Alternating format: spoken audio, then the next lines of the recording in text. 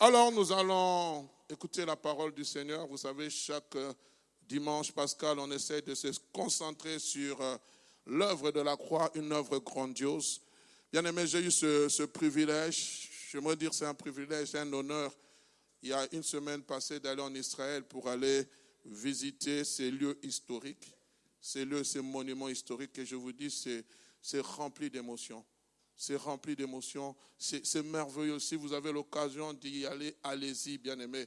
C'est bon que vous viviez ce que la parole dit. Je n'ai vu qu'une infime partie, bien-aimés. C'est vrai que ce sont des éléments qui sont quasiment en ruine. J'ai fait le chemin de la croix, bien-aimé. J'ai vu là où Simon de Cyrène avait aidé Jésus. J'ai vu un moment là où Jésus s'était fatigué. On a mis, c'était 12 étapes jusqu'au crâne de Golgotha, dans cette petite ruelle de Jérusalem. Bien-aimé, c'est rempli d'une empreinte. Il est fort dommage qu'aujourd'hui, c'est plus la butte commerciale que les gens, qu'il y a des vendeurs. Mais quand vous allez avec l'esprit de comprendre, l'esprit de comme une sorte de pèlerinage, vous allez entrer dans la profondeur de certaines révélations, bien-aimés. C'est un pays merveilleux. C'est un pays merveilleux dont Dieu est en alliance avec ce peuple. Dieu est en alliance, qu'on le veuille ou pas. Dieu dit à Abraham, je bénirai ceux qui te béniront. Quand tu te réveilles le matin, bien-aimé, on peut suivre l'actualité. On peut dire tout ce qu'on veut. Ce peuple est en alliance avec Dieu.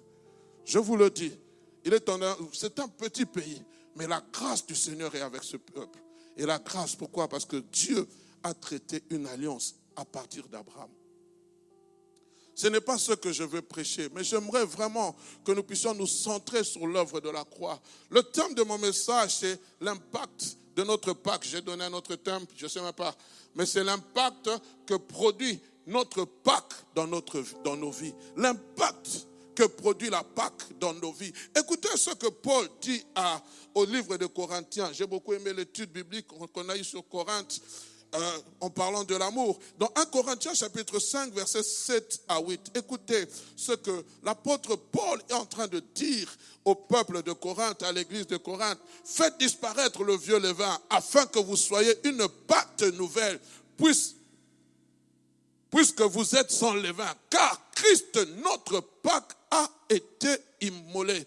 Écoutez ce qu'il dit la suite. Célébrons donc la fête, non avec le vieux levain, non avec un levain de malice et de méchanceté, mais avec le pain sans levain, de la pureté de la vérité. Amen. C'est Paul, bien-aimé, qui s'adresse à l'église de Corinthe. Il leur incite à faire disparaître toutes sortes de péchés qui qualifient comme étant le vieux levain, les mauvaises habitudes, tous ceux qui empêchent à ce que la Pâque soit célébrée dignement. Et il est en train d'inciter ce peuple en leur disant, faites disparaître le vieux levain afin que vous soyez une pâte nouvelle. Vieux levain qualificatif de péché afin de devenir cette pâte nouvelle sans levain, c'est-à-dire absence totale de péché.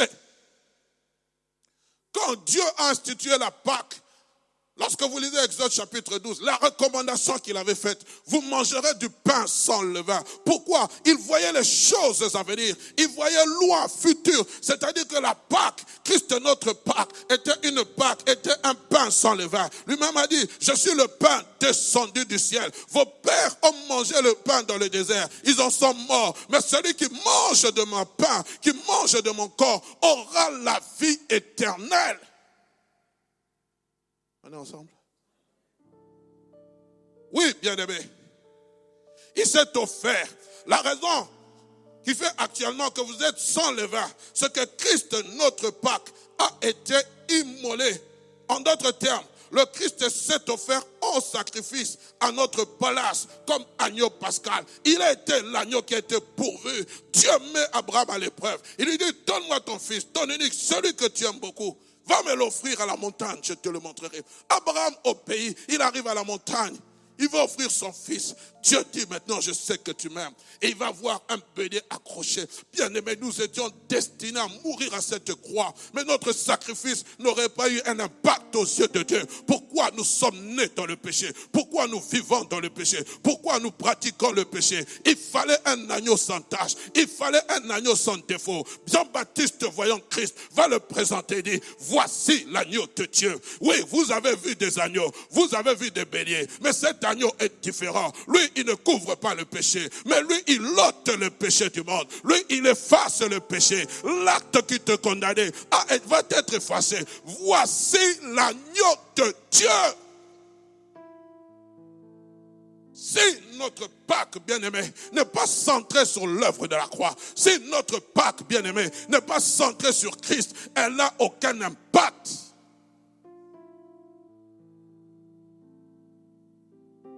Aujourd'hui, c'est un jour de réjouissance. Souvent, nous nous réjouissons le jour de Noël. Non, Christ est apparu dans ce monde. Il a dit, c'est pour cette heure que je suis venu. Je ne suis pas venu pour une autre heure. Je suis venu pour l'heure pascale. Je suis venu m'offrir en sacrifice. Je suis né dans une étable. J'ai grandi. J'ai été fils de charpentier. J'ai marché durant 33 ans ici-bas sur terre. Mais c'était pour une heure déterminante. C'est cette heure pour laquelle, moi, Christ, je me présente. Et pour cela, lorsqu'on est venu pour l'arrêter dans ce jardin, à la montagne des monts des Oliviers, que j'ai eu la grâce de voir, waouh. On a dit, il a posé la question, qui cherchez-vous? Nous cherchons Jésus de Nazareth. La puissance de la résurrection était déjà en lui. Il a dit, c'est moi. Et toute cette cohorte recula et tomba avec la parole. Pourquoi? L'heure était déjà là. Il ne pouvait pas reculer.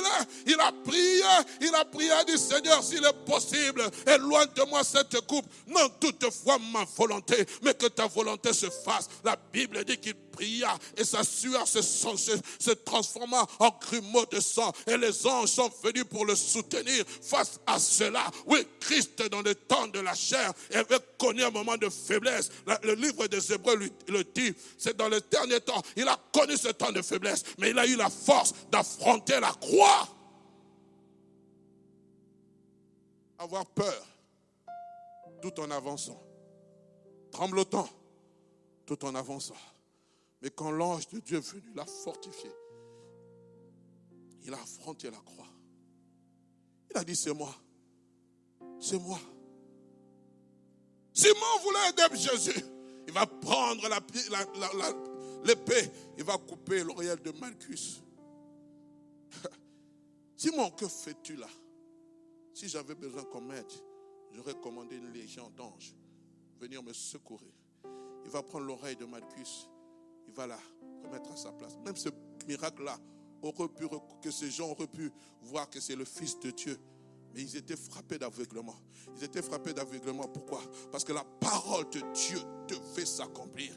Il devait payer le prix à la croix. Il ne pouvait pas reculer.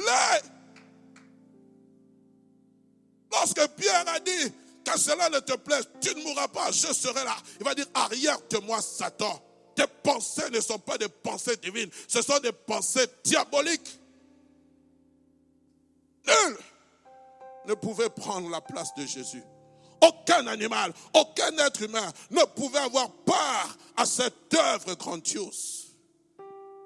Bien aimé, c'est pourquoi Paul dit, nous devons célébrer la Pâque différemment, non avec nos vieilles habitudes que nous avons héritées de notre vie passée, mais plutôt avec un cœur nouveau, un cœur régénéré par la puissance du Saint-Esprit, un cœur qui produit une repentance en nous. Lorsque nous réalisons d'où nous venons, lorsque nous réalisons que nous étions destinés tous comme des gibiers de potence, ce jour ici, tu dois te réjouir, frère, parce que tu as quitté la malédiction pour passer à la bénédiction. Tu es passé de la mort à la vie. Celui qui est venu donner sa vie en rançon, t'a fait sortir du méandre des péchés, nous a fait sortir de la colère de Dieu. Il a apaisé la colère de Dieu sur nos vies. Alors quand nous venons un jour comme celui-ci, c'est un jour de joie, un jour de fête, un jour d'acclamation, un jour où nous poussons des cris de joie. La Bible déclare, par ce meurtrissure, nous avons obtenu la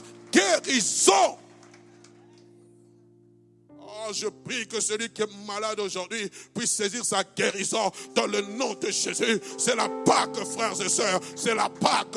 Je suis celui qui croit. Même il y a des jours comme ceci où Dieu dispose de ses grâces. Il y a plus que la piscine de Bethesda. Il y a la grâce divine. Il y a celui qui peut venir te sauver, même aujourd'hui, te guérir de ce cancer, te délivrer de ces démons, te délivrer de ce mari de nuit. Tu n'as pas besoin qu'on t'impose les mains. Simplement la grâce de Dieu. La grâce de Dieu, que la grâce de Dieu se manifeste, que tu sois guéri au nom de Jésus, que tu sois touché au nom de Jésus, que tu puisses être visité par la puissance du Saint-Esprit, que ton foyer soit restauré, que tous ceux qui ont péché à ce que tu as de l'avoir puissent tomber, parce que bien-aimé, il a dépouillé les autorités, les dominations et les a livrés publiquement en spectacle.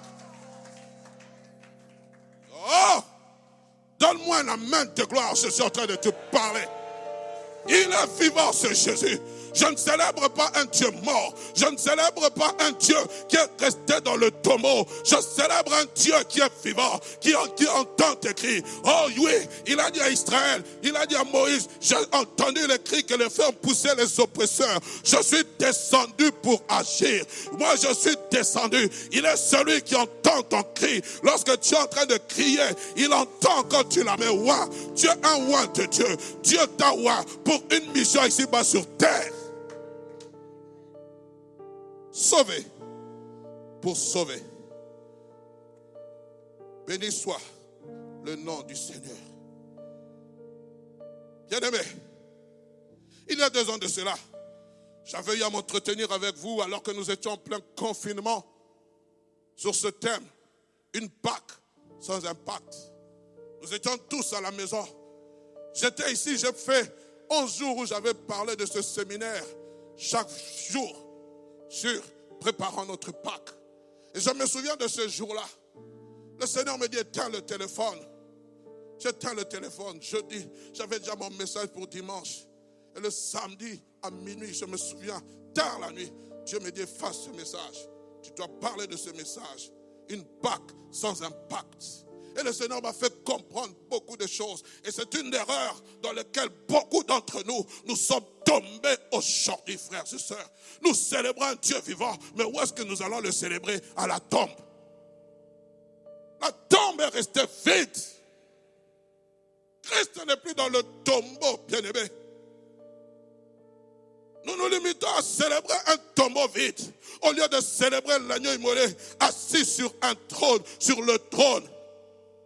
Cet agneau dont Jean fait allusion, lorsque vous êtes dans Jean chapitre 5, versets 6 à 8, et je vis au milieu du trône 4 êtres vivants, et au milieu des vieillards, un agneau qui était là comme immolé. Il n'est plus dans le tombeau, il est là sur le trône, il est assis à la droite majestueuse du Père. Il faut que tu comprennes ces choses. Oui, le tombeau est vide, le tombeau de Lazare est resté vide. J'aimerais dire, le diable n'a pas peur d'un tombeau vide, le diable a peur d'un Christ qui est ressuscité, qui est assis à la droite de Dieu le Père, au-dessus de tout autre nom, qui peuvent être nommés dans le ciel et sur la terre.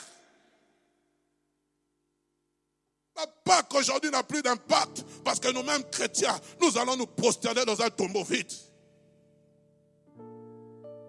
Il dira, il vient, il avait 7 cornes, c'est Dieu. Excusez-moi, je me suis trompé de pasteur, oui. Il avait 7 cornes et 7 yeux qui sont les esprits de Dieu envoyés sur toute la terre. Il vint et prit le livre de la main droite de celui qui était assis sur le trône. Quand il eut pris le livre, les 4 êtres vivants et les 24 vieillards se prosternèrent devant l'agneau, tenant chacun une harpe et des coupes qui sont d'or, qui sont remplies de parfums, qui sont les prières des saints. Jean était allé là où il y avait l'activité. Au tombeau, il n'y a plus d'activité. Je parle à quelqu'un. Au tombeau, il n'y a plus d'activité. Là où il y a l'activité, c'est au ciel. Jean est allé au milieu de cette activité. Il a vu les 24 vieillards. Il a vu les séraphins. Il a vu les archanges. Autour du trône, il y avait un mouvement. Il y avait la vie. Dans le tombeau, il n'y a pas de vie. Il a vu là où il y avait la vie. Il a vu un agneau comme immolé. Il a vu des êtres célestes se prosterner devant lui. Pourquoi? Parce qu'il est parti là où il y a la vie. Oh, que Dieu nous aide. Immolé, il est au centre de toute admiration, de toute adoration. À cause de quoi? À cause de ce qu'il a accompli à la croix. Pas à cause d'autre chose. À cause de l'œuvre grandiose de la croix. C'est pour cela les anges sont en train de l'adorer. Et Dieu lui envoie d'une huile de joie au-dessus de tous ses égaux. Lorsque vous êtes dans Hébreux chapitre 1, verset 3, la Bible dit, après avoir fait la purification des péchés, qu'est-ce qui s'est passé? Il s'est assis à la droite de la majesté divine dans le lieu très saint. Et la Bible dit, devenu d'autant plus supérieur aux anges, il a hérité d'un nom plus excellent que les leurs. Le nom de Jésus, frère, existe dans la Bible. Le nom de Jésus existait dans le temps de Jésus. Le nom de Jésus existait. Lorsque vous lisez la parole, on nous parle de Bar-Jésus. Ils étaient là. Mais ce que Christ a accompli à la croix a valorisé son nom. Quand on parle du nom de Jésus, j'en parlerai tantôt. On ne se limite pas simplement au nom de Jésus. Le nom de Jésus, c'est un package qui renferme l'œuvre de la croix, qui renferme le sang de Jésus. Et pour ma petite expérience, lorsque je suis en train de faire des délivrances et que je rappelle simplement au diable l'œuvre de la croix, je vois comment les démons sont en train de se fâcher. Parce que là, bien aimé, c'est la clé de toutes choses. Ce n'est pas simplement le nom. Dans le nom, il y a le sang. Dans le nom, il y a la puissance. Dans le nom, il y a l'œuvre de la croix. Si tu veux mettre ton ennemi, le diable, en déroute, rappelle-le simplement ce que Christ a accompli. Dis-le, tu ne peux rien contre moi. Le sang de Jésus m'a purifié. Je suis devenu enfant de Dieu. Le nom de Jésus est puissant, frères et sœurs. Quand tu as la révélation, c'est le nom qui produit un impact. Mais l'impact est, bien aimé, lorsque tu as la révélation et la connaissance de ce nom. Souvent, nous nous limitons seulement à dire au nom de Jésus, au nom de Jésus. Est-ce que tu connais le nom de Jésus? Les fils de Sévan ont commis cette erreur. Ils n'avaient pas la connaissance du nom de Jésus. Ils ont dit, au nom de Jésus que Paul prêche, que diront les démons? Paul, nous le connaissons. Jésus, nous savons qui il est. Mais vous, pose la question. Est-ce que Jésus te connaît? Paul, nous le connaissons. Hugues, nous le connaissons. Solange, nous la connaissons. Mais vous, qui êtes-vous? L'impact de la croix dans ta vie, c'est que Jésus te connaisse. S'il ne te connaît pas, tu es une proie facile du diable. Oh oui, moi, nous sommes les enfants de Dieu, frère. Être enfant de Dieu, ce n'est pas toucher, jouer. C'est avoir sa vie en Jésus. Marcher d'une manière digne de l'évangile, tel que l'évangile le veut. La Bible dit, celui qui est de Dieu fait quoi? Se garde lui-même et le diable ne le touche pas. Je peux continuer. Et lorsque les anges, Christ a reçu un nom au-dessus des anges, qu'est-ce que la Bible dit? La Bible rajoute, et Dieu dit que tous les anges l'adorent, que tous les êtres célestes, c'est Dieu qui a dit que tous les êtres célestes l'adorent, doivent se prosterner devant lui. Bien-aimé, si les anges ne se prosternent pas devant un tombeau vide, mais se prosternent devant l'agneau immolé, alors nous, enfants de Dieu, où devons-nous nous prosterner?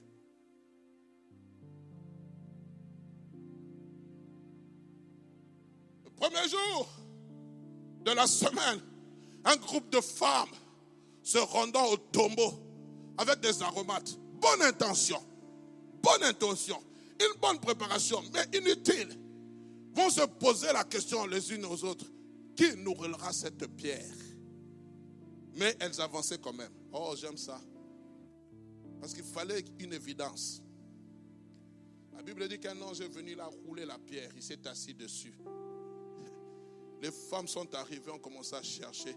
Elles ont constaté que le tombeau est vide. Mais écoutez la question des anges. Pourquoi cherchez-vous parmi les vivants? Parmi les morts, celui qui est vivant. Ils étaient étonnés. Pourquoi cherchez-vous parmi les morts celui qui est vivant? Et ce que j'aime, il dit, il n'est point ici, mais il est ressuscité. Sa place, ce n'est pas dans l'autel de la mort. Dans l'autel de la mort, c'était un séjour de 3 jours, simplement. Mais vous ne venez pas les chercher ici. Avez-vous oublié ce qu'il vous avait dit? Je vous précéderai en Galilée. Elles étaient aveuglées. La Bible dit, elles vont se souvenir. Elles vont comprendre le sens des Écritures. Mais j'aime. Quelques jours avant sa mort, il y a eu une femme, par révélation. Elle va prendre un parfum de nard pur. Alors que rien ne prédisait la mort de Jésus, alors qu'elle n'était pas en contact avec Jésus, alors que les disciples étaient en contact, elle va prendre un parfum de grand prix, va les briser aux pieds de Jésus. Elle va essuyer ses pieds avec ses cheveux. Elle va verser d'abondantes larmes. Beaucoup seront choqués, mais Christ va dire, elle est en train de m'embaumer avant. Elle est en train d'embaumer. Elle a fait par révélation. C'est-à-dire, frères et sœurs, il y a des choses où Christ précède les événements. Il a dit, les autres venaient avec des aromates, mais ils avaient oublié qu'il y avait cette femme qui était pécheresse, celle qui était indigne. Elle est venue, elle a embaumé Christ avant qu'il ne meure. Frères et sœurs, il y a des choses que tu peux faire avant au lieu de les faire après. On est ensemble. Leur préparation, bien qu'elle ait été bonne, avec de bonnes impressions, furent inutiles. Voilà pourquoi notre Pâques n'a pas d'impact dans nos vies. Parce que nous célébrons l'agneau parmi les morts et non parmi les vivants. Bien-aimés dans le Seigneur, nous savons que la mort de Christ a eu un impact grandiose. J'étais en train de relire les événements qui ont précédé la mort de Christ. Christ à la croix, suspendu entre ciel et terre. Avant qu'il ne puisse expirer, il y a eu des phénomènes grandioses qui se sont passés. J'en ai énuméré quelques-uns, frères et sœurs, pour vous montrer même que sa mort, bien-aimé, a eu un impact sur la nature. Pourquoi? Parce que c'était celui pour lequel toutes choses et par lequel toutes choses ont été créées, qui était suspendu. Écoutez ce que la Bible dit. Luc chapitre 23, versets 44 à 45, excusez-moi. Je vais lire avec la version parole vivante. La Bible dit, quand il était presque midi, le soleil s'arrêta de briller. Waouh! Et la Bible dit, dans tout le pays, il a fait nuit jusqu'à 3 heures de l'après-midi.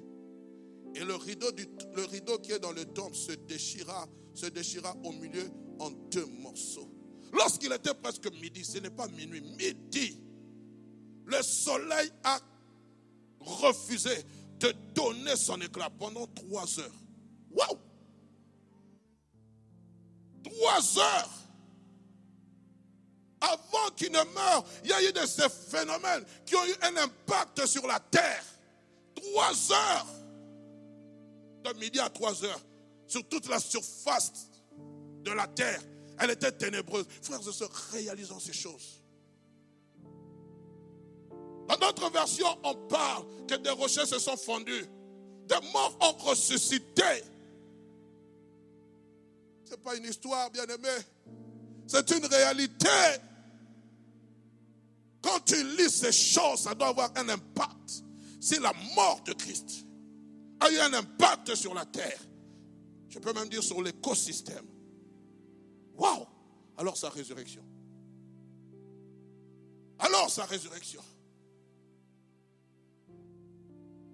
Quelle expression phénoménale. Pendant 3 heures, le soleil s'est arrêté de briller. Il n'a plus donné de son éclat. Car celui pour qui toutes choses et par lequel toutes choses ont été créées était suspendu entre ciel et terre.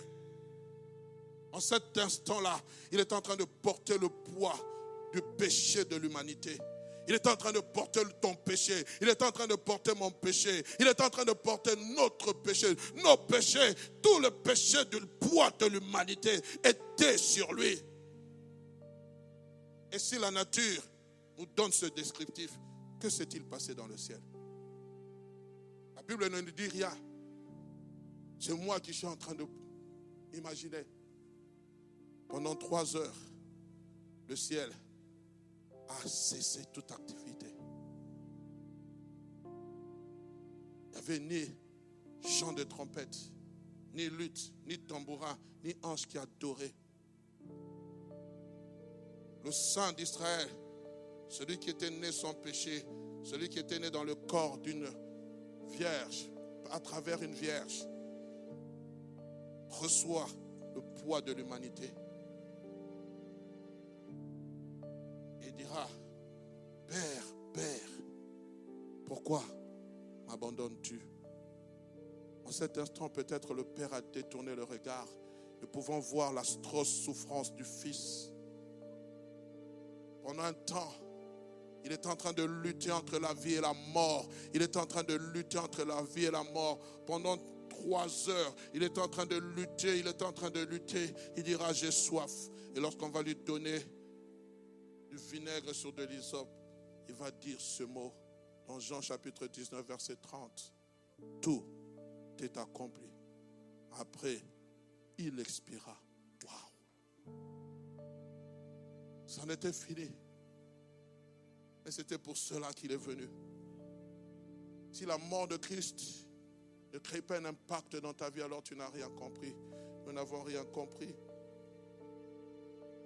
La Bible dit, quand vous lisez la suite, Luc 23, 47 à 48, le centenier romain, voyant ce qui était arrivé, glorifia Dieu et dit, certainement, cet homme était juste. Dans notre version, on dit, il était le Fils de Dieu. Et tous ceux qui assistaient en foule à ce spectacle, après avoir vu ce qui est arrivé, s'en retournèrent, frappant la poitrine. Impact dans leur vie. La Pâque doit produire un impact dans ta vie. Un centenier romain qui confesse la seigneurie de Christ à cause de ce qu'il a vu. À cause de ce qu'il a vu. Plus tard, Paul dira ceci dans 1 Corinthiens chapitre 15, versets 14 à 15. Si Christ n'est pas ressuscité, notre prédication est donc vaine.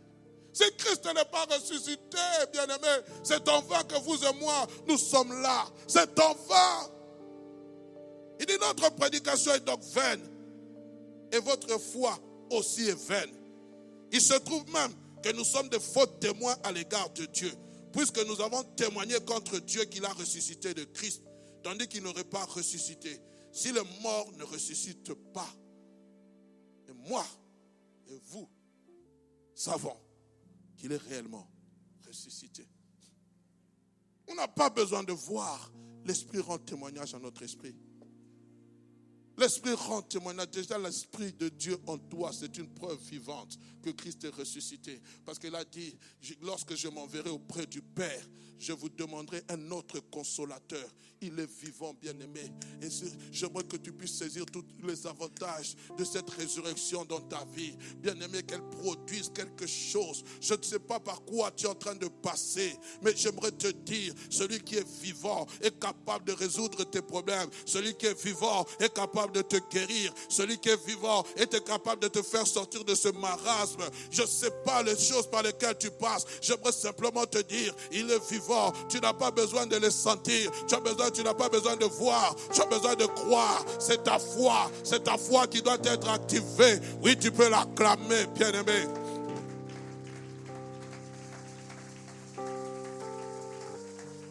Oui. En d'autres termes, si Christ n'est pas ressuscité, c'est en vain que nous célébrons la Pâque, car celui qui est mort n'est pas ressuscité.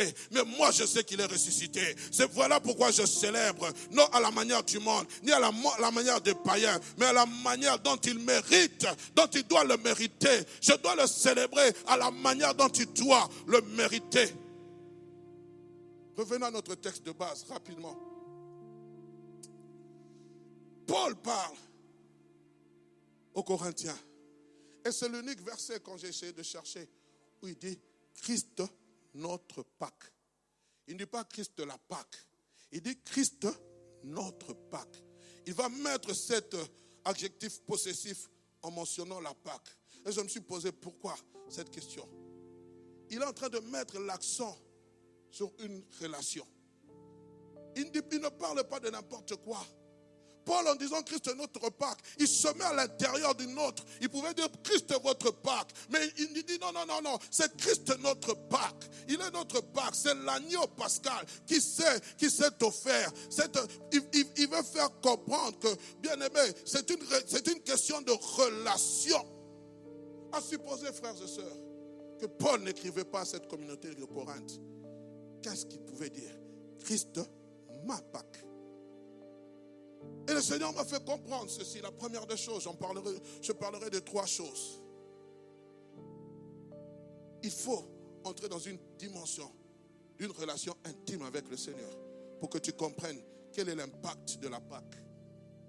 Tant que tu n'as pas cette dimension de relation intime, tu célébreras la Pâque avec le vieux levain.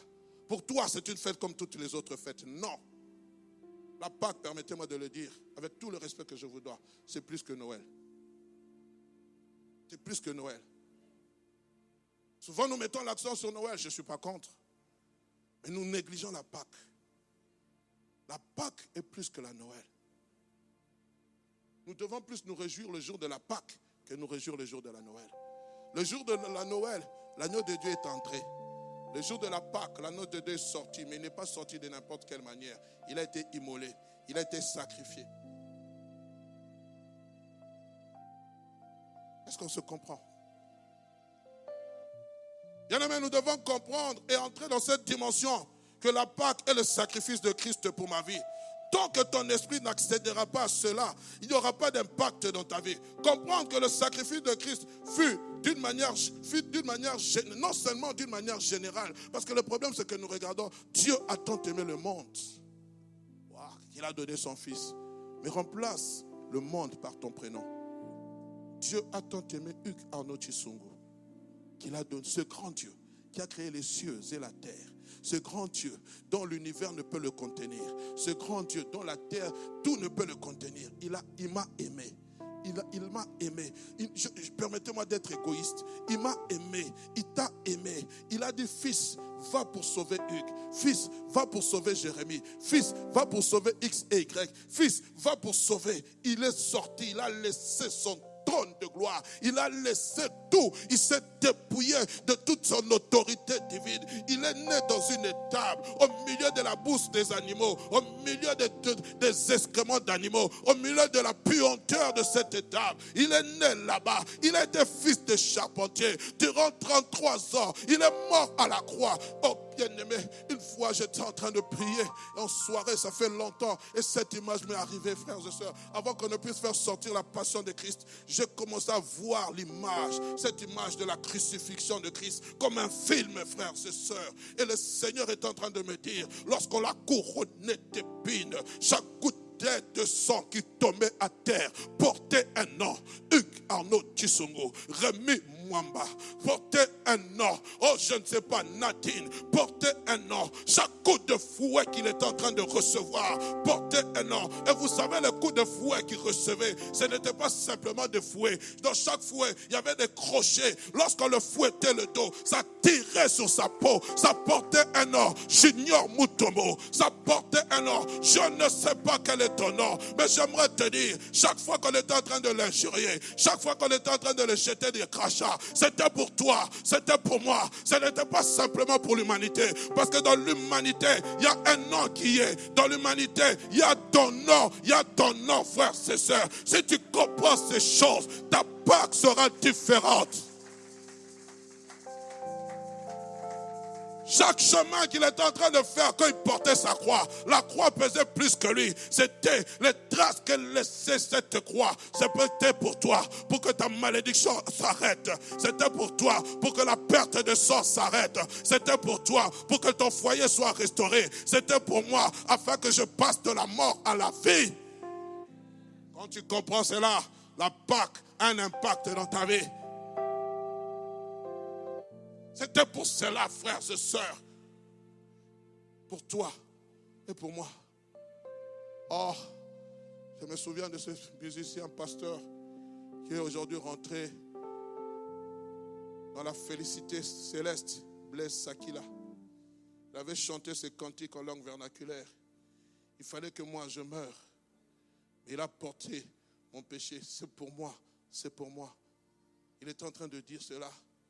Quand il a dit Eli, Eli, lama sabachthani. Père, Père, pourquoi m'as-tu abandonné? Les paroles qu'il a prononcées, c'est pour moi, c'est pour moi. Disant Lingala, Ponanga, Ponanga.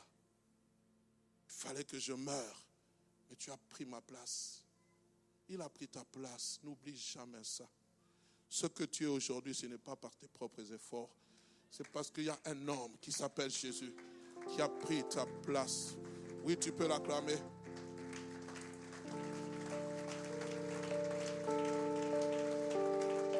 La deuxième des choses, lorsque nous réalisons ces choses, alors une action de grâce continuelle monte dans nos vies. Tu deviens un adorateur. Tu n'es pas là à nous regarder adorer le Seigneur.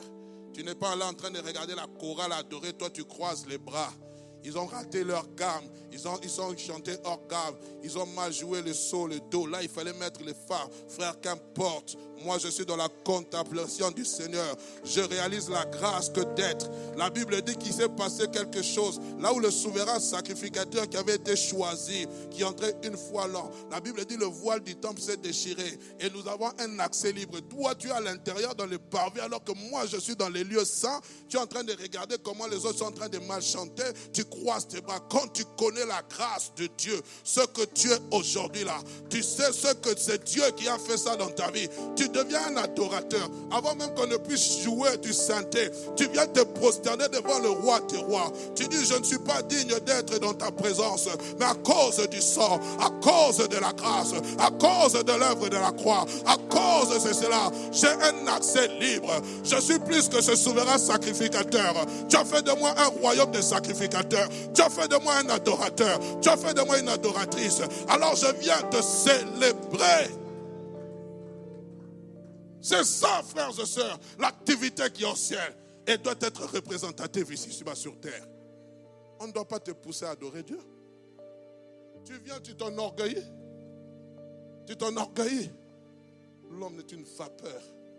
J'ai vu des grands de ce monde avoir l'argent disparaître comme une vapeur. On parle d'eux au passé. Ils avaient l'argent. Il n'y a aucune chose qui pouvait arrêter la mort qui frappait à leur porte malgré leur argent. Bien-aimés, préparons-nous à la rencontre de notre Dieu. Apocalypse chapitre 7, verset 10 à 12 dit, il criait d'une voix forte en disant, le salut est à notre Dieu qui est assis sur le trône et à l'agneau, et tous les anges se tenaient autour du trône, et des vieillards et des 4 êtres vivants. Ils se prosternaient sur leur face devant le trône et ils adorèrent Dieu en disant Amen. La louange, la gloire, la sagesse, l'action de grâce, l'honneur, la puissance et la force soient à notre Dieu. Bien-aimé, tu dois être un adorateur. Veuillez m'excuser. L'impact, c'est pourquoi? À cause de la croix. Non pas ce bout de bois, mais ce que ce bout de bois a produit. Quand tu regardes la croix, c'est ce que ce bout de bois a produit, frère. Ce bout de bois a marqué une séparation entre ton ancienne vie et ta nouvelle vie. Troisième des choses, rapidement, c'est lorsque nous comprenons et nous expérimentons la puissance du sang de Jésus dans nos vies. Ça produit un impact. Apocalypse chapitre 12, verset 11, nous parle, nous dit, nous l'avons vaincu à cause du sang de l'agneau et de la parole de notre témoignage. Jean a vu un agneau comme immolé. La force de l'agneau réside dans le sang. Tu dois comprendre ça. La force de l'agneau réside dans le sang. Parce qu'il y avait des agneaux. Mais la force de l'agneau immolé résidait dans le sang. C'est le sang de Christ qui a amené la force à cet agneau.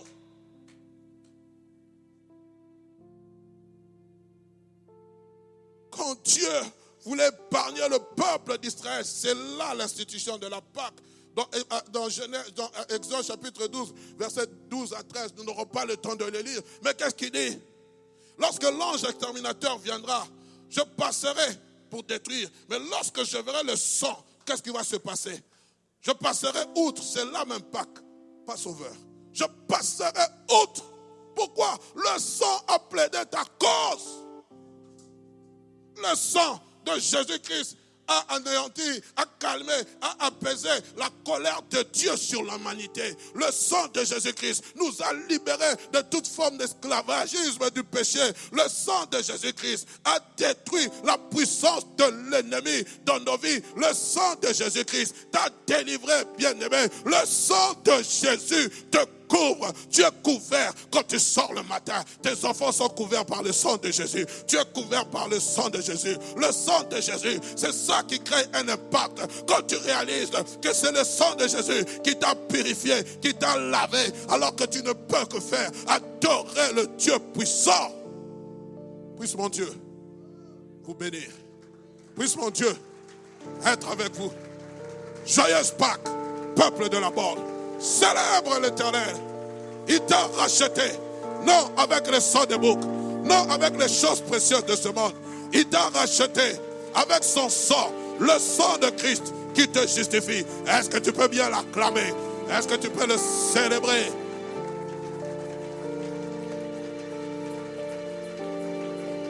Shebabos.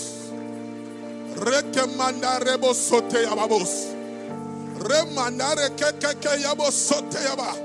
Saint-Esprit guéris, guéris maintenant. Sauve, touche. Yeah.